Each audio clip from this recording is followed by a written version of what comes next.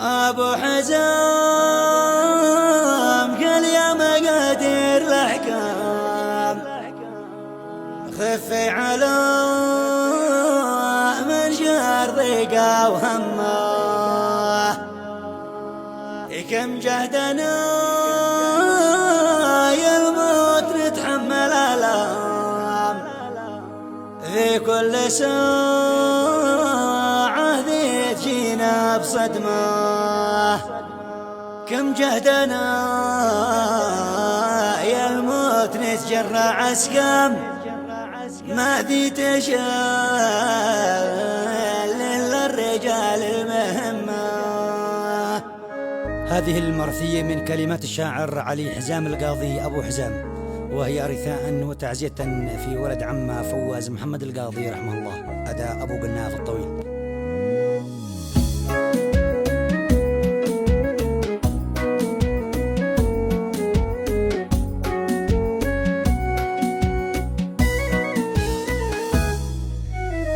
أبو حزام كل يوم قادر الأحكام في على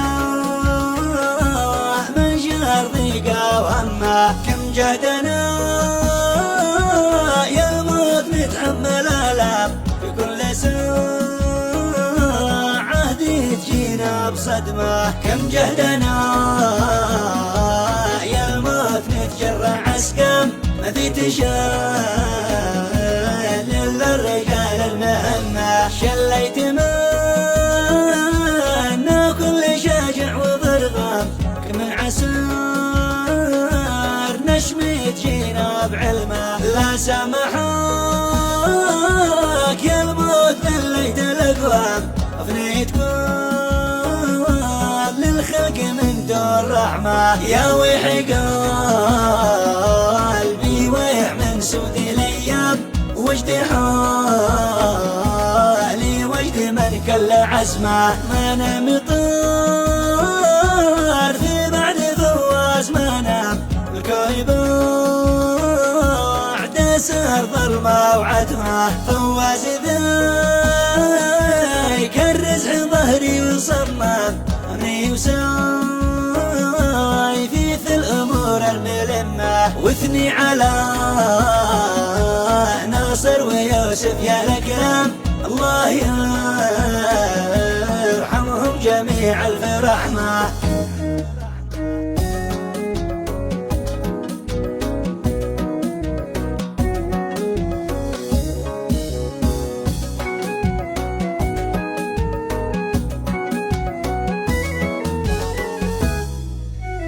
أولاد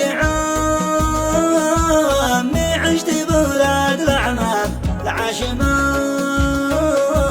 يسترخص أولاد عمه أولاد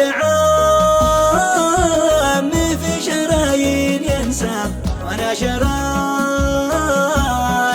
ابن عمي ودمه ربعي حزام الطار فعز محزام وأنا حزام الجد وسكة وجرمه حس الصحاب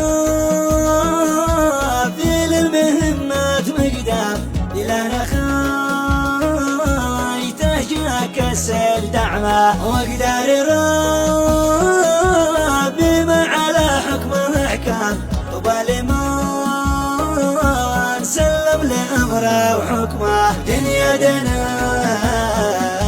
يا مالها وجه يلتام من مكرها كل قد شل قسمه لا حزنها يبقى ولا فرحها دام ولا لها ميثاق وفي وذمه خانت عهد الزير سالم وهمام وفتلي جاسسني تباهى بجرمه والختم صار الله على نور الإسلام في البراء مرسل على خير